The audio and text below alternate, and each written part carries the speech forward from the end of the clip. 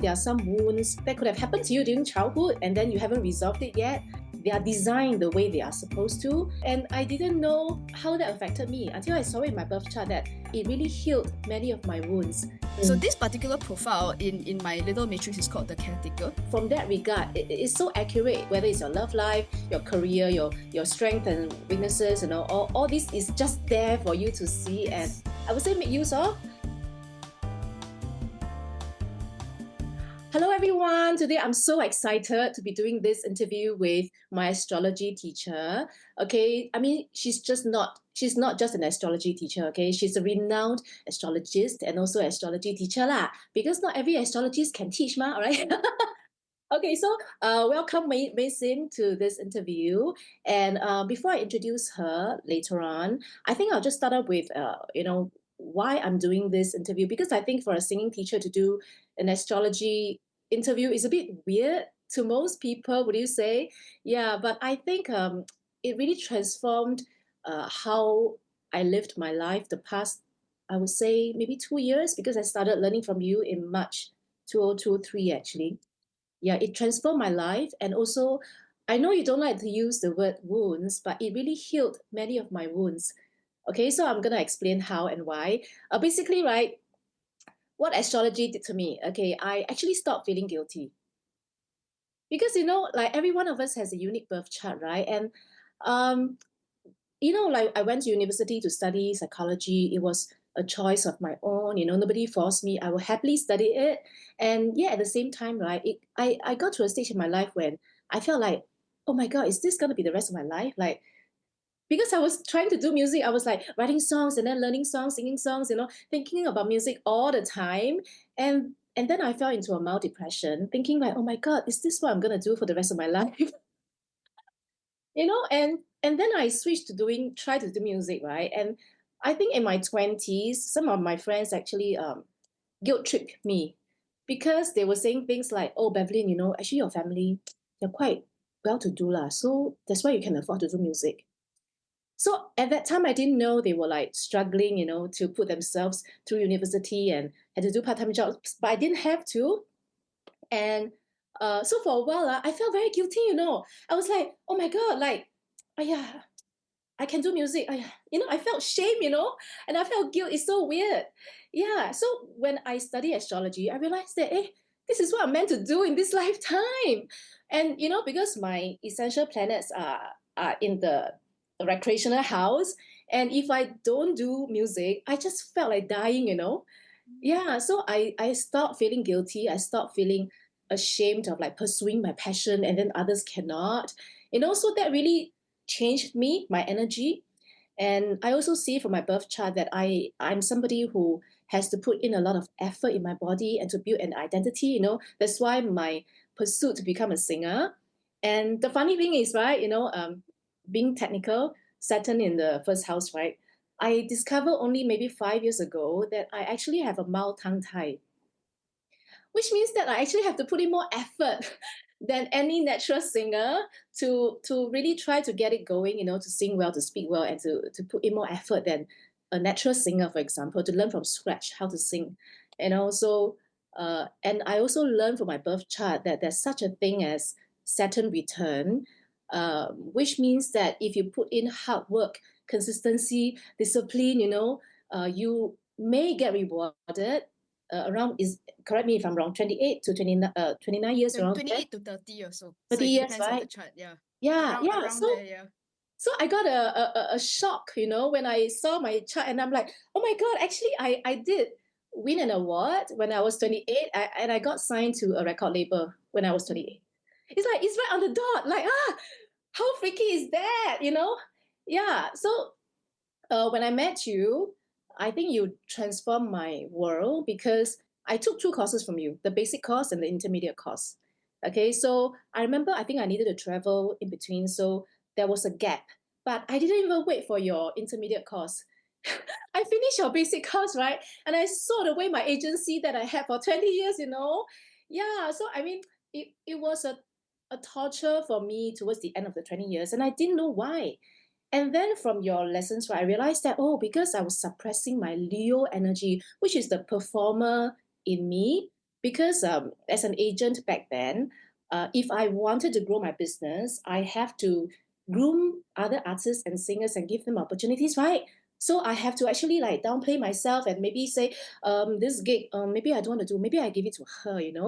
Yeah, so I was suppressing myself and I didn't know how that affected me until I saw in my birth chart that, hey, no, Bevlyn, you're supposed to be out there, you're supposed to be visible, and be it a singing teacher or performer, you're supposed to be visible. Lah. Yeah. So I didn't wait for your second course, I just sold it away. I mean, did you know about all these actually? I'm not sure if you know.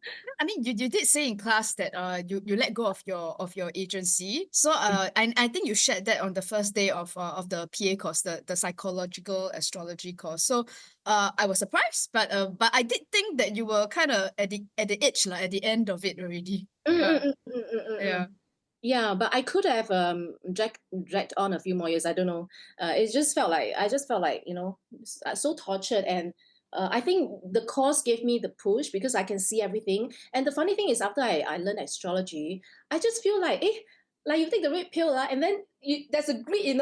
Every time you perceive the word is you can sense energies and traits, and then I think one thing that transformed me as well is I stopped being like a bit judgmental.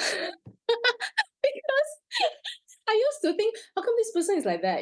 Why are they like that? Yeah. And then sometimes I'll be like, why is this student like that? Yeah. So now I don't judge people anymore. I realize that everyone is unique. They are designed the way they are supposed to. And if things are meant to happen for them, the planetary transits will happen for them if it's meant to be. That's how I think now. So I think it helped me to heal a lot of wounds from that regard. Like it liberated me, I would say. Yeah, and that's why I really want my students to find out more about astrology, find out more about themselves through astrology, be it doing readings or learning astrology themselves. I think because I think a lot of my students they tell me things like, uh, I'm not sure why I'm so awkward on stage. Of course, there's a time that you need to learn to expand into being comfortable on stage, but at the same time, there are some wounds, that you could have that could have happened to you during childhood and then you haven't resolved it yet. Yeah, because I also have students who tell me like, oh, I don't know why I start crying in the middle of a song. Yeah, yeah. So I'm very happy to have you here today. So I think everybody is very curious about who this person is because I would easily say you're one of the best. Actually, you're the best astrologer in Singapore, I would say. Do you want to introduce yourself? Yeah, of course, of course. I can do this quite simply. I've been doing astrology for more than 20 years now. Mm, So I started as a teenager, and like most people, I mean, you're not like any good at anything like when you first start out, right? So then it basically skill sets and experience just gets built up over the years, right? So um my I today as an astrologer, I still see my clients, I still run my academy. So I run Selfstrology Academy. It is, I think, the only like properly established academy for Western astrology in this mm, part of the world. So you mm, simply I mean there are other people who are like teaching classes here and there, but to have an actual academy with a full syllabus, I think we're still just about the only one really in this region. mm, So mm, my own background is that I did do a degree in astrology from the International Academy of Astrology. So that's for the people who want to know, like, do you have paper, right? So I do, and it was a 3.5 year degree in astrology, very technical kind of education. And that's why my technicals in astrology is strong because of that. But I think for the people who are like trying to like learn astrology, most people are not like trying to be a technical astrologer like me. So I think most people are on like self-discovery sort of journey. So I think the academy that I run in Singapore is more catered to I would say it's like a layman person who wants to apply astrology into their life. So not mm. necessarily to be like a technical astrologer. Yeah, so that's the background. I wasn't always an astrologer, so I also came from quite a corporate background. A long time ago, like it almost feels like a lifetime ago, I used to be a general manager in a height safety consultancy. So I spent all my time in construction sites and shipyards and petrochemical sites, and I hang out with Bangladeshi workers, and it's basically men like everywhere, right? So a lot of like Hokkien swearing and that kind of stuff is a day in the life for me. So basically, going from that to becoming an astrologer is a massive change. And I think it's a story that a lot of people resonate with nowadays, because it's the idea that you start out following a particular type of career. And then Mm, halfway along the way, when you sort of like get in touch with who you really are, and then mm, is that feeling that, okay, maybe I can pursue a career on my own terms. Like you spend so much of your life in a career. I don't think it's just a matter of a career thing. Like people talk about meaning and purpose. And I think that is very sorely missing in a world where people are just very concerned about like cost of living and like paying for stuff. So it's like you put a lot of things aside just to be in that space where a lot of people are very stressed up, lah, I think. And like you say, feeling guilty for the person that you want to be. So you want to sing, then you just sort of feel like it's wrong to be who you are. And I think that happens to so many people. And mm, I thought you might be interested to know. I think I mentioned it here and there, but it's very interesting that Bevlyn says that she comes from like a singing background, and then in the last few years you got in touch with astrology. And in mm. fact, my story is the opposite of yours, because in my Oh, late yes. teens, I actually was headed for a career in music. That was the original thing, and it was like I actually was headhunted by like a talent agency. So and I was kind of being groomed for potentially a career in musical theatre. So I actually gave that up after 5 years. I did a few lead roles here and there. So I wasn't pop. I was like more musical theatre, Broadway style sort of thing. But and then I gave that up. Yeah, well, for a corporate career, and then here I am. I ended up becoming an astrologer. So I do know something about being on stage. I don't think it's a waste, because like the nature of the work that I do right now requires me to be on stage in front of the camera a lot. So actually the training, being a performer, is also something that trains you to know how to like so put yourself out there lah, without feeling so scared. Right. So I don't think the experience is wasted. But interesting that you're asking me about singing and performing. So Yes. luckily I do have a bit of personal experience about that. That's why I thought you're the perfect astrologist to ask. Yeah. I do miss my days on the stage sometimes. Yeah. I'm sure. Yeah, so anyway, that's me. That's my introduction. Okay, okay, yes. Yeah, so I think today is going to be fun because I'm going to ask you a few questions that my students have in mind, and also myself, like, so maybe towards the end we can have some like rapid fire questions kind of model. Yeah, but right now, maybe I'll just ask very broad general questions, about singing, because I think singing is such an intimate personal expression. I mean, to talk is very different from singing, right? Like especially to sing it to a lot of people, and somehow a lot of people feel very shy about you know showing their singing voice, being on stage and being visible.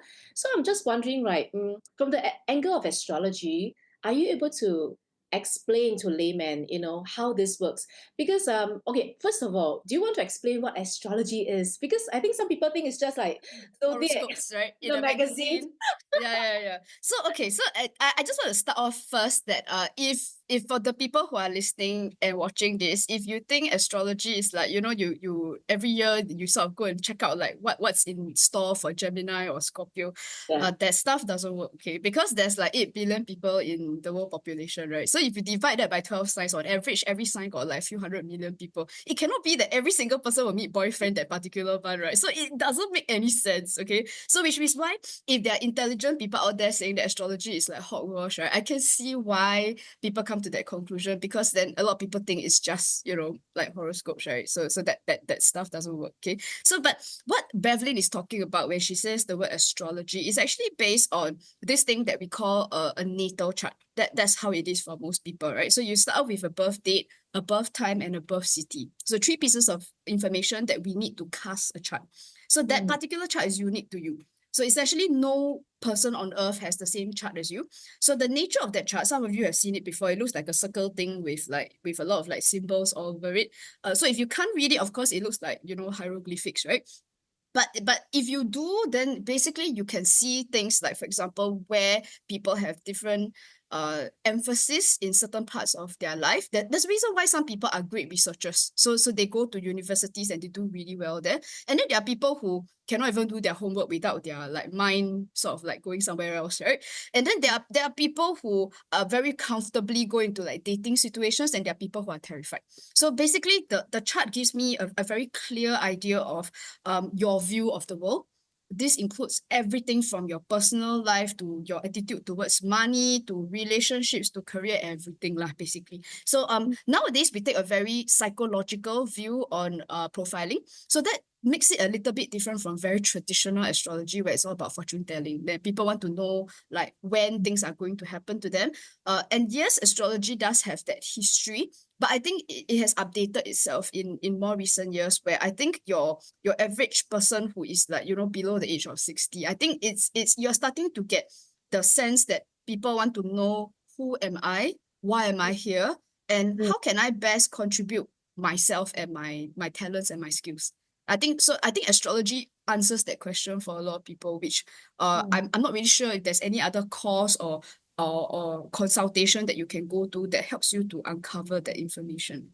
Yeah, And I that is think so it's even more succinct. Yeah. accurate than like, Yes. the Myers-Briggs Yes. type indicators Yes. where Very. it just put you into a box, but it doesn't tell you anything about the kind of man you're attracted to, for Yes, yes. example. And I think one other big thing, especially for the people who are familiar with profiling tools, right, is that, Yeah. when you do an MBTI, there's nothing wrong with MBTI per se, but it's like, say, for example, you're an ENTJ or whichever, like it assumes that you're ENTJ in everything in life. But I'm Mm, sure you've noticed that some people are alphas in the workplace. But mm, then at home, they get pushed around by their family members. Right, right. Or they're very eloquent on stage, but then when they go on a date, then they don't know what to say. You know what I mean? So basically, astrology acknowledges that we actually have different approaches to different things. Right. mm, So it's like you can be very disciplined about your own money, but then it's like it comes to like somebody with a sad story, then you just give them thousands of dollars of your money. So mm, why then your discipline disappears when it's about giving money to other people? So this is where I think astrology is very specific and is accurate because it tells you where the differences are. Yeah. mm. And I think for the layman who really doesn't know anything about the birth chart, right, I think it's so accurate because there are like 12 sectors in the birth chart, and like every pie represents some aspects of your life. So and then there's planets all over, and depending on what planet, what energies, that's how you get more motivated, right? That's how I explain it. Yeah, and I feel that from that regard, it's so accurate. Whether it's your love life, your career, your strength and weaknesses, all this is just there for you to see, and Yes. I would say make use of. Yeah. Yeah, for me, I think it made me feel that I can see myself clearer. Yeah, because if not, I may feel ashamed or guilty, or I just don't see that I need to work on some things. Yeah. Yeah. And Um, Bevlyn, because we are both teachers, right? And so basically the concept of education in general is that there's a one size fit all. So it's almost like there's this formula that if you follow like from 1 to 10, that student will learn it in that way. But I think what's very clear about astrology is like, even if you talk about things that are outside of astrology and singing, if you talk about traditional education, there's mm, always that sense that, or if it's either you fit into that mold or else you are lousy or you are bad mm, or you mm, are mm, stupid and you cannot learn something, which mm, is absolutely not true because there are a million and one ways to teach something. And, mm, and so what this means is that and if you extrapolate that same idea into like corporate, and there's always this formula that you just have to squeeze a square peg into a round hole, which if you think about it, once we start to understand that each person is an individual, mm, then it explains why so many people feel like misfits, like they just don't fit into that system. And I think people find acceptance in astrology, if that helps really. mm. Mm. Okay. Yeah. Yeah. So I think let's talk about expressiveness in singing, because I think that's a lot of things that really bother my students, and I'm sure a lot of like singing students, like uh okay, I think the first question is, why is it that some people, okay, why is it that some people can sing so naturally well and they don't have to take singing lessons, you know? Why is life so unfair? Mm. From the astrology point of view, how would you explain that to somebody? Okay, if you're talking about natural talent, then this is not really something that I would personally use astrology for, because you see, once we start talking about something that's a natural talent, you Mm, know how some people just look like Miss Universe and some people don't, right? And some people just have the bodies of Usain Bolt, which means that if he trains, he can simply run faster than you or me, for example, right? Because yes. he's just a certain height and he has a certain kind of muscle makeup that makes his likelihood of being an Olympic champion a lot higher than, say, if Bevlyn were to do it. You know what I mean? So it's just like, if we want to talk about something that is natural, then Mm, the word natural already tells you that then I would say psychologically sometimes it's a bit damaging to go into an astrology chart to say whether or not this person is like natural, for the purpose of feeling like sorry for ourselves that you are not naturally blessed by something. You know what I'm saying? mm, So mm, mm, I think on that note, it's more like will it show that some people are more naturally have beautiful voices, for example? Yes, just as the chart can suggest that some people look like Cleopatra and then some people are just ordinary looking. mm, Um, yeah, so that would be the case. So it's just a matter of but my belief after doing so many years of charts is that there's always something, you know, in Chinese they say 行行出状元, right? So there's always something that a person is really good at. So mm, yeah, lor, to answer your question on a basic level, is can the chart show the probability that somebody is very talented in music? Yes. mm, Yes, so there are some signs, there are some placements. You mentioned just now that there is a segment in the chart, a house in the chart that talks mm. about things like recreation and presentation. So are there people who are more inclined in the area? Absolutely. And some people just don't really have a lot of resources in the area, which is why they might never ever go anywhere near presentation or performance. Yeah. So Ah, that actually is in the chart. Yes. yeah, but what I like about studying astrology, because not that I want to compare, Mm, but I think a lot of people will say, so how is it different from 八字, for example? Yeah. But I think personally, okay, I know nothing about 八字, but I had my fair share of 八字 readings before. okay. Okay. But I can tell you, 八字 feels a bit more fatalistic to me. It's like, Mm, okay, you just do this, don't do mm, that, because you will feel so effortful doing this. Just do this, but I think astrology gives me the or at least based on what I know, based on my life, I feel like, oh, hey, actually, I'm not. Mm, I have a lot of passion for singing, but actually, I wasn't a natural singer. I mm, had to put in so much effort over so many years to make things happen. But it doesn't mean that I cannot do it. mm. So I think this is where the potential of growth and transformation can happen. When we talk about birth charts. Actually, what I can share though is that Yeah. so for example, your chart and mine, Mm, we have quite a few indicators that link to the fifth house. So the fifth is where performance or expression is. mm, So it doesn't specifically say singing per se, but we mm, would be interested in different forms of performance, right? So in your case, it's quite a specific thing on singing. But like I said, because I have a history of performing on stage, it wasn't mm, just singing. I had to dance too. I had to act as well.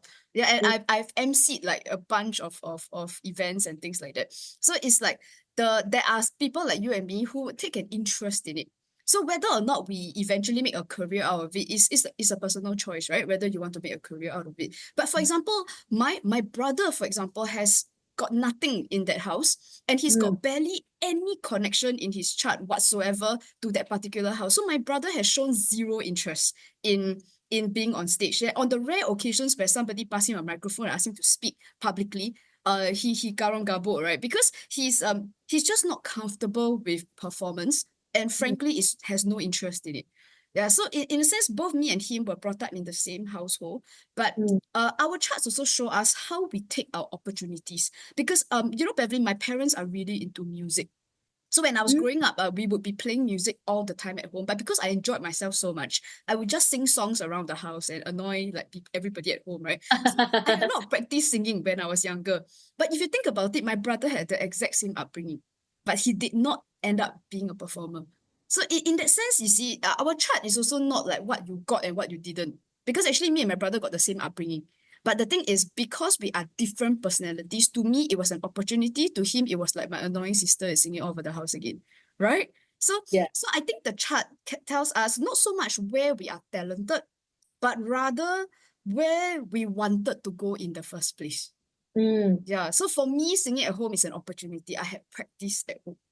Yeah, mm. so that basically it built your confidence over time, because then you learn what you do to make your voice sound a bit more pleasant, right? So if you've done it for years and years, even without training, you kind of get a sense of, okay, this sounds bad, or oh, here this is more on pitch. You know what I'm saying?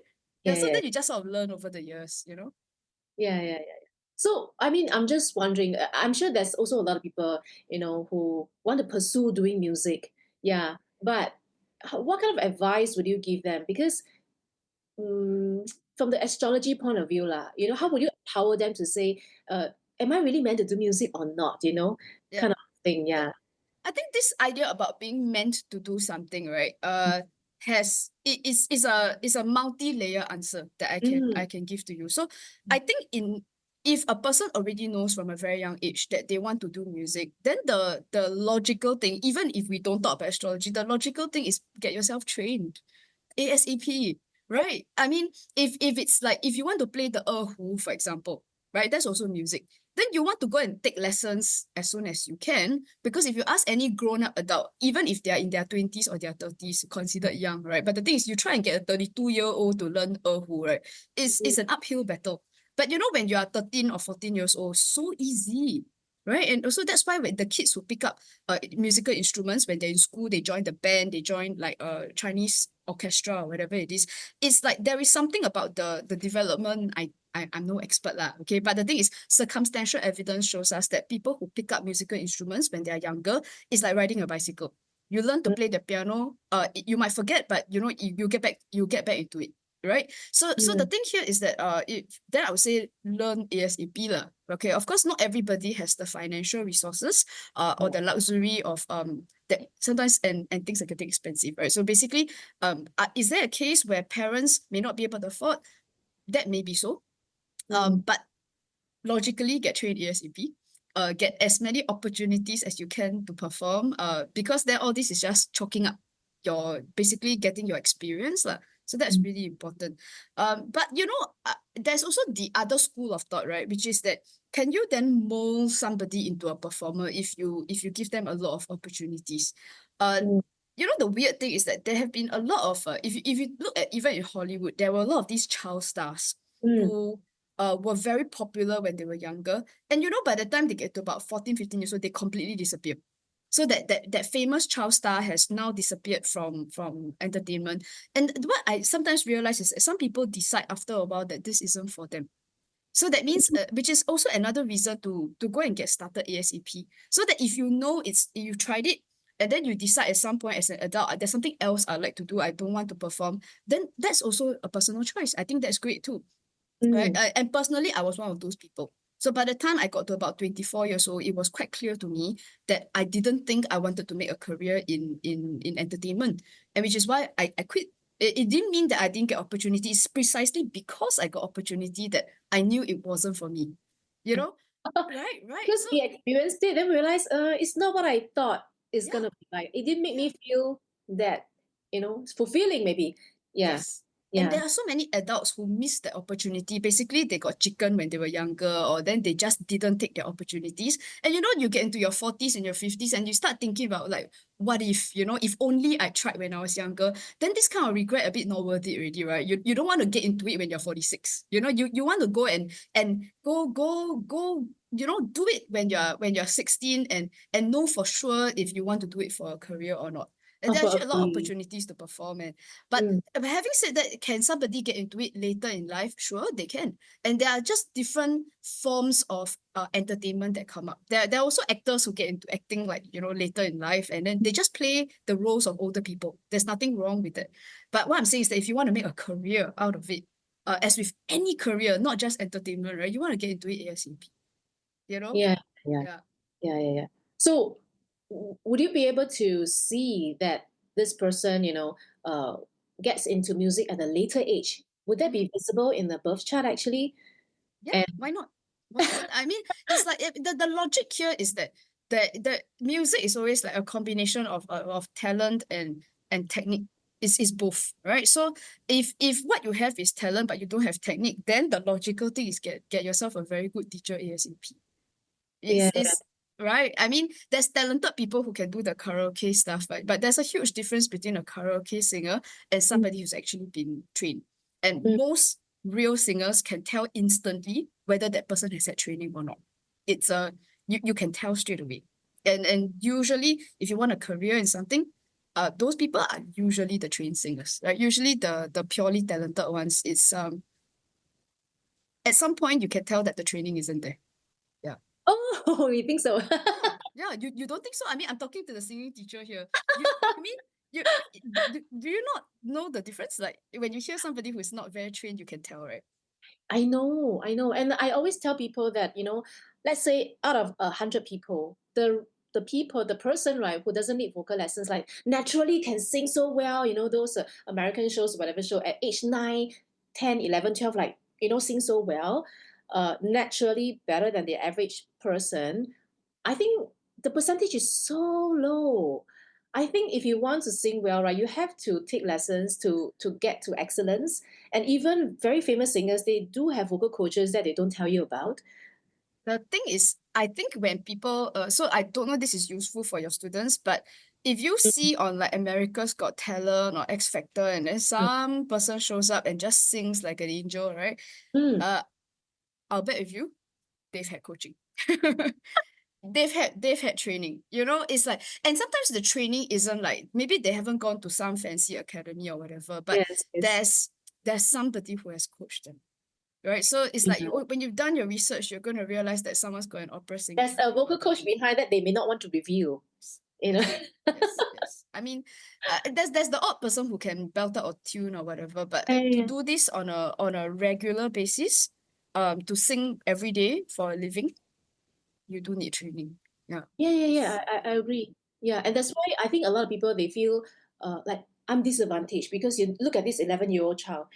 She can sing so well even when she's so young, and there's no mention of her taking vocal lessons. And I'm so old already. There's no chance I can sing well. then start Yeah, ASAP.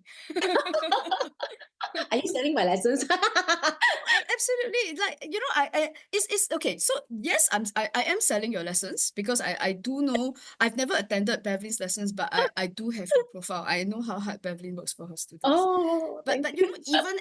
even as people who have been in the industry, it's like it's the small things you can always tell. I mean, I come from a musical theatre background, even things like dance.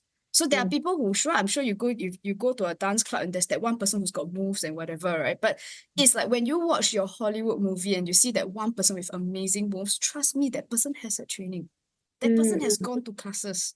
mm, Right. mm, So don't imagine that somebody is just this idea of that natural talent isn't it isn't quite it, right? And even if they haven't had like classes in the sense that they didn't go to a fancy college, but having to perform often. So even if you're part of a performing family and then you just go on stage often, it is training. It is mm, mm, training because then you get told by people that okay, don't pronounce the words like this, or you mm, might want to drag out a vowel at the end because it just sounds nicer, mm, mm, right? Or mm. when you modulate your key, you might want to do it like just a bit earlier because that it sounds nicer. So it's like, and then you practice it like 1,000 times, right? And that is training. But Yes. most people are their idea of, oh, I feel so sad is just feeling sad for themselves, but not actively training. You know what I'm That is saying? such So a good point. right, Because it's it is easy to be training. a victim and then Yes. don't do anything about it. Then it guarantees that you're a victim. It Yes. guarantees that you're not getting practice. But practice means you get on stage and then you know very quickly, especially if you record yourself and you listen to it over and over again, you know that, oh, that particular note is always off key. So that there's something that you can do to fix it. But then if you don't sing and you don't record yourself and you never perform, you will never know that that particular note is always off key. Mm, mm, Right? mm, mm. Yes. Yeah. I mean, since we're on the topic of training, right? Yes. I mean, as a singing teacher, I know that if you want to sing well, to have consistency on stage, Yep. people don't see the amount of time. I think to me is years of training and Yes. yeah, really just day in, day out, weekly, yearly, whatever you want to say. It's just long duration of consistent training. Yes. Um, but at the same time, from astrology, I learned that there are three broad categories of people. I mean, what we call the fixed sign, the cardinal sign, and the mutable signs. Yes. So, do you want to explain a bit? Because I feel that once I learned astrology, right, I start to realize some of my students they are more cardinal, and some are more like fixed, and the differences show.